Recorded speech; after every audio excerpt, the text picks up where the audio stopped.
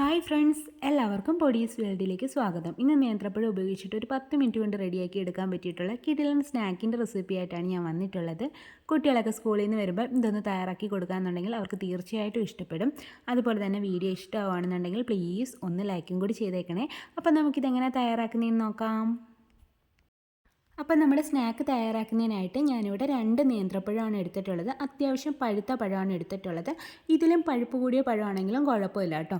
ഇനി നമുക്കിതിൻ്റെ ആ ഒരു തോലൊക്കെ ഒന്ന് കളഞ്ഞിട്ട് ഇതൊന്ന് കട്ട് ചെയ്തെടുത്തിട്ടും കൂടി വരാം. അപ്പോൾ ഇതാ പഴമൊക്കെ ഞാനൊന്ന് കട്ട് ചെയ്തെടുത്തിട്ടുണ്ട്. ഈ ഒരു രീതിയിലാണ് കട്ട് ചെയ്തെടുത്തിട്ടുള്ളത്. നിങ്ങൾക്ക് ഇതിൻ്റെ ഉള്ളിലുള്ള ആ സീഡ് മാറ്റണമെന്നുണ്ടെങ്കിൽ അത് മാറ്റിയിട്ട് എടുക്കാം കേട്ടോ. ഇനി നമുക്ക് സ്നാക്ക് തയ്യാറാക്കി തുടങ്ങാം.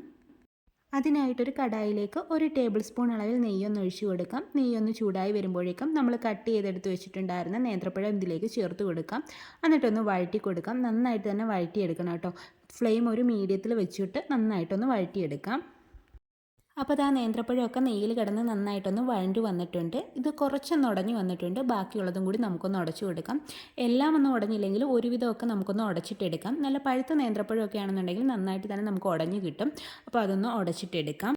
ശേഷം നമുക്കിതിലേക്ക് ഒരു 1/4 കപ്പ് അളവിൽ ചിരകിയ തേങ്ങയും കൂടി ചേർത്ത് കൊടുക്കാം. എന്നിട്ട് നന്നായിട്ടൊന്ന് മിക്സ് ചെയ്തെടുക്കാം. ഇനി ഇതും ഒന്ന് വഴറ്റി കൊടുക്കാം. ഇതിൻ്റെ ആ ഒരു വെള്ളം നനവും ഒക്കെ ഉണ്ടല്ലോ, അതൊക്കെ ഒന്ന് മാറി വരുന്നിടം വരെ ചെറുതായിട്ടൊന്ന് വഴറ്റി കൊടുക്കാം. ഇതിൻ്റെ കളറൊന്നും ചേഞ്ച് ആവണ്ട. അപ്പോൾ അതും ഒന്ന് വഴറ്റിയെടുക്കാം. അപ്പോൾ ഇതാ നേന്ത്രപ്പഴവും തേങ്ങയൊക്കെ നന്നായിട്ട് മിക്സായി വന്നിട്ടുണ്ട്. ഈ സമയത്ത് നമുക്കിതിലേക്ക് ഒരു 2 ടേബിൾ സ്പൂൺ അളവിൽ പഞ്ചസാര കൂടി ചേർത്ത് കൊടുക്കാം. നമ്മുടെ മധുരത്തിനനുസരിച്ചിട്ട് പഞ്ചസാര ചേർത്ത് കൊടുക്കുക കേട്ടോ. നേന്ത്രപ്പഴത്തിൽ അത്യാവശ്യം മധുരമുണ്ട്. അപ്പോൾ അതനുസരിച്ചിട്ട് നോക്കിയിട്ട് പഞ്ചസാര ചേർത്ത് കൊടുക്കുക. എന്നിട്ട് ഇതും ഒന്ന് മിക്സ് ചെയ്തിട്ട് എടുക്കാം. ഇത് മിക്സ് ചെയ്തിട്ട് എടുക്കുമ്പോൾ ഇതിനകത്ത് ചെറിയൊരു വെള്ളനനവൊക്കെ വരും. ആ പഞ്ചസാര അലിയുന്നതിൻ്റെ വെള്ളനനവാണ്. അത് കുഴപ്പമില്ല. നന്നായിട്ടൊന്ന് മിക്സ് ചെയ്തിട്ട് എടുക്കാം.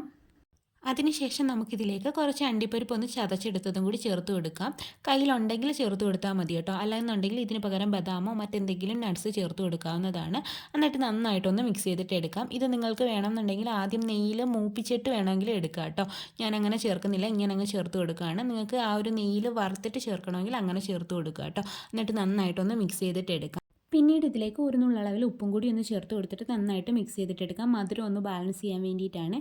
ഞാനിതിലേക്ക് ഏലക്കാപ്പൊടി ഒന്നും ചേർക്കുന്നില്ല. ഏലക്കയുടെ ഫ്ലേവർ ഇഷ്ടമുള്ളവരാണെന്നുണ്ടെങ്കിൽ 1/4 ടീസ്പൂൺ അളവിൽ ഏലക്കാപ്പൊടിയും കൂടി ചേർത്ത് കൊടുക്കുക കേട്ടോ. എന്നിട്ട് നന്നായിട്ട് മിക്സ് ചെയ്തിട്ട് എടുക്കാം. അതിനുശേഷം നമുക്കിതിലേക്ക് ഒരു 1/2 കപ്പ് അളവിൽ റവ കൂടി ചേർത്ത് കൊടുക്കാം. ഞാനിവിടെ വറുത്ത റവയാണ് എടുത്തിട്ടുള്ളത്. വറുത്ത റവയാണെങ്കിലും വറുക്കാത്ത റവയാണെങ്കിലും കുഴപ്പമില്ല കേട്ടോ. എന്നിട്ട് ഇത് നന്നായിട്ട് മിക്സ് ചെയ്തിട്ട് എടുക്കാം. ഫ്ലെയിം ഒരു ലോ ഫ്ലെയിമിലാക്കിയതിന് ശേഷം വേണം നന്നായിട്ട് മിക്സ് ചെയ്തിട്ട് എടുക്കാൻ വേണ്ടിയിട്ട്. ആ നേന്ത്രപ്പഴവും റവയും എല്ലാം കൂടി നന്നായിട്ട് മിക്സ് ആയിട്ട് വരണം.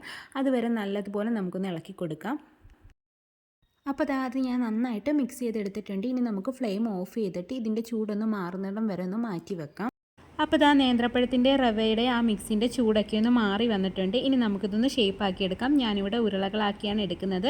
നിങ്ങൾക്ക് ഏത് ഷേപ്പാണോ താല്പര്യം ആ ഒരു ഷേപ്പിലാക്കി എടുക്കുക കേട്ടോ. അപ്പോൾ ബാക്കിയുള്ളതെല്ലാം ഞാൻ ഇതേ കണക്ക് തന്നെ ഒന്ന് റെഡിയാക്കി എടുക്കട്ടെ. അപ്പോൾ ഇതാ നമ്മുടെ ബോൾസ് എല്ലാം ഞാനിവിടെ റെഡിയാക്കി എടുത്തിട്ടുണ്ട്. എനിക്ക് ഈ ഒരു അളവിൽ ഒരു 11 ബോൾസാണ് കിട്ടിയിട്ടുള്ളത്. ഇനി നമുക്കിതൊന്ന് ഫ്രൈ ചെയ്തിട്ട് എടുക്കാം. ഫ്രൈ ചെയ്തെടുക്കാനായിട്ട് ഒരു കടായിലേക്ക് കുറച്ചധികം ഓയിൽ ഞാൻ ഒഴിച്ചിട്ടുണ്ട്. ഈ ഓയിലൊന്ന് ചൂടായി വരട്ടെ. അപ്പോൾ ഇതാ ഓയിലൊക്കെ ഒന്ന് ചൂടായി വന്നിട്ടുണ്ട്. ഈ സമയത്ത് നമുക്കിതിലേക്ക് ഓരോ ബോൾസ് വീതം ഇട്ട് കൊടുക്കാം. ഫ്ലെയിം എപ്പോഴും ഒരു ലോ ടു മീഡിയത്തിൽ വെക്കാൻ വേണ്ടിയിട്ട് ശ്രദ്ധിക്കണേ. ഹൈ ഫ്ലെയിമിൽ വെച്ച് കഴിഞ്ഞ് കഴിഞ്ഞാൽ ഇത് പെട്ടെന്ന് തന്നെ കരിഞ്ഞു പോകും. അതുകൊണ്ടാണ് ഇതിൻ്റെ ഉള്ളൊന്നും വേഗില്ല. എന്നിട്ട് ഇട്ട വശം തന്നെ നമുക്കൊരു സ്പൂൺ ഉപയോഗിച്ചിട്ട് ഇങ്ങനെ ഒന്ന് മിക്സ് ചെയ്തിട്ടും കൂടി കൊടുക്കാം. അല്ലാന്നുണ്ടെങ്കിൽ ആ ഇട്ട വശം ഒന്ന് കളറ് പെട്ടെന്ന് ചേഞ്ച് ആവാനുള്ള സാധ്യതയുണ്ട്. ഓയിൽ ചൂടല്ലേ, അതുകൊണ്ട് ആ ഒരു ഭാഗം മാത്രം ഒന്ന് കരിഞ്ഞു പോയ കണക്കോ അല്ലെങ്കിൽ കളറ് കൂടിപ്പോയ കണക്കോ ഇരിക്കും. ഇങ്ങനെ നമ്മൾ എപ്പോഴും ഒന്ന് മിക്സ് ചെയ്തുകൊണ്ടിരുന്ന് കഴിഞ്ഞ് കഴിഞ്ഞാൽ എല്ലാ സൈഡും ഒരേ കളറിൽ തന്നെ നമുക്ക് കിട്ടുകയും ചെയ്യും. ഇങ്ങനെ ചെയ്യുന്നത് കൊണ്ട് നമ്മുടെ ബോൾസ് പൊട്ടിപ്പോവുകയോ ഒന്നും ചെയ്യത്തൊന്നുമില്ല കേട്ടോ. അപ്പോൾ ഇതാ നമ്മുടെ സ്നാക്ക് ഇവിടെ റെഡി ആയിട്ടുണ്ട് കേട്ടോ. ഉൾവശമൊക്കെ നന്നായിട്ട് വെന്ത് വന്നിട്ടുണ്ട്. അതുപോലെ തന്നെ നല്ലൊരു കളറുമായി വന്നിട്ടുണ്ട്. ഈ സമയത്ത് നമുക്ക് കോരി മാറ്റാം കേട്ടോ. ബാക്കിയുള്ളതും കൂടി ഞാനൊന്ന് ഫ്രൈ ചെയ്തെടുത്തിട്ടുണ്ടായിരുന്നു. അപ്പോൾ ഇതാ നമ്മൾ ടേസ്റ്റി ആയിട്ടുള്ള ബനാന ബോൾസ് എല്ലാം ഇവിടെ റെഡി ആയിട്ടുണ്ട്. എല്ലാവരും ഒന്ന് ട്രൈ ചെയ്ത് നോക്കണേ. കുട്ടികൾക്ക് വളരെ ഇഷ്ടമാവും. സ്കൂളിൽ നിന്ന് വരുന്ന സമയത്ത് നമുക്ക് പെട്ടെന്ന് തന്നെ റെഡിയാക്കി കൊടുക്കാൻ പറ്റുന്ന ഒരു സ്നാക്കാണ്. വീഡിയോ ഇഷ്ടമായിട്ടുണ്ടെങ്കിൽ ഒന്ന് ലൈക്ക് ചെയ്യണേ. ആദ്യമായിട്ട് ചാനൽ കാണുന്ന കൂട്ടുകാരൊക്കെ ഉണ്ടെങ്കിൽ പ്ലീസ് ഒന്ന് സബ്സ്ക്രൈബ് ചെയ്ത് സപ്പോർട്ടും കൂടി ചെയ്യണേ. അപ്പോൾ അതായത് ഞാനൊന്ന് മുറിച്ച് കാണിക്കുന്നുണ്ട്, കണ്ടില്ലേ? പുറമേ ക്രിസ്പി ആയിട്ടും ഉൾഭാഗം നല്ല സോഫ്റ്റ് ആയിട്ടുമാണ് ഇരിക്കുന്നത്. നല്ല ടേസ്റ്റി ആയിട്ടുള്ളൊരു 4 മണി പലഹാരമാണ്. എല്ലാവരും ട്രൈ ചെയ്ത് നോക്കണേ. വീണ്ടും നല്ലൊരു വീഡിയോ ആയിട്ട് വരാം. Thanks for watching.